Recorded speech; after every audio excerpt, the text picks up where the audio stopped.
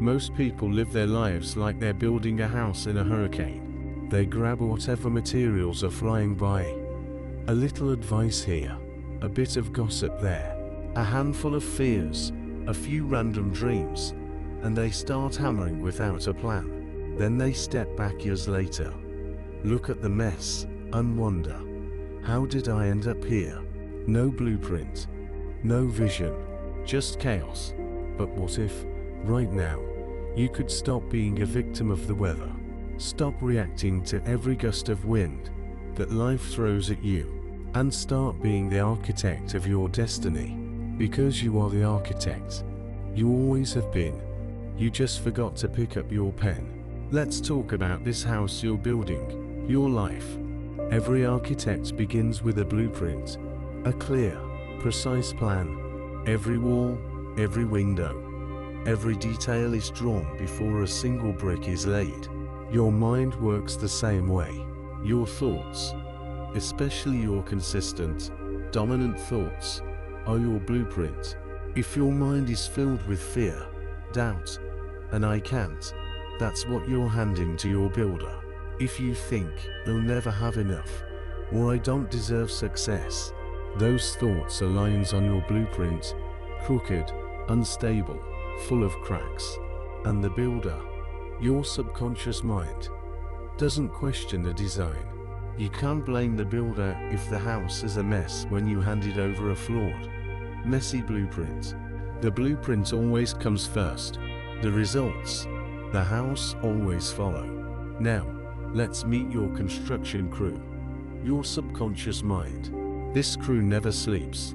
It works 24 hours a day, 7 days a week, following the instructions it's been given. It doesn't argue. It doesn't ask why. It just builds. If your blueprint says, I am average, your subconscious will build an average life, average effort, average opportunities, average outcomes. If your blueprint says, I am successful, your builder starts moving mountains. It looks for resources, people, and opportunities to make that design real. You've seen it before. Someone decides they're going to do something big, and suddenly, everything starts lining up for them. That's not luck. That's the builder following new instructions. Your subconscious doesn't care whether your thoughts are positive or negative, big or small. It just builds what it's told. So ask yourself, what kind of house have I been designing lately? Here's where most people go wrong. They leave their blueprints lying around. They let the news, social media, and negative people scribble on them. They hand their plans to anyone who wants to comment. Are you sure that dream isn't too big? People like us don't make that kind of money. Be realistic. And without even realizing it, you start changing your design to fit their fears.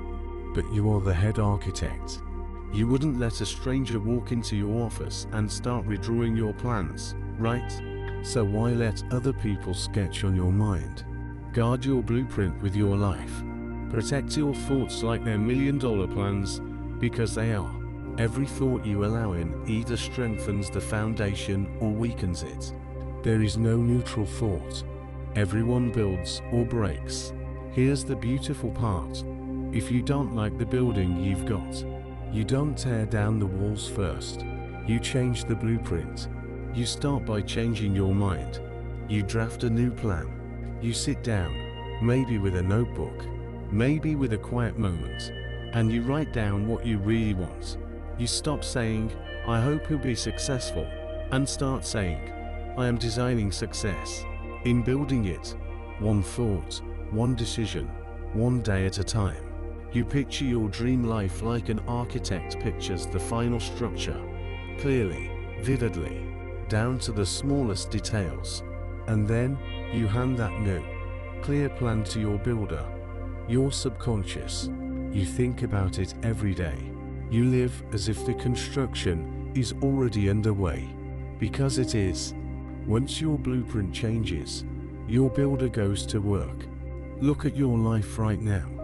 Every part of it, the successes, the struggles, the habits, the people, It's all the result of your past blueprints.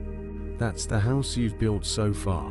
But now, imagine the skyscraper you were meant to build. Imagine the version of you who's confident, fulfilled, alive with purpose. That's your next project.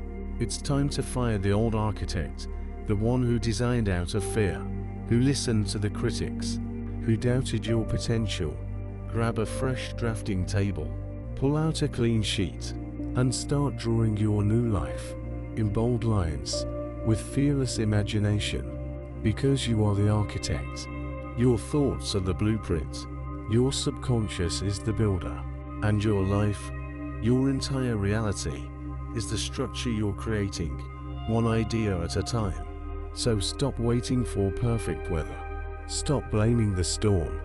The world is waiting to see what you build. Make it extraordinary.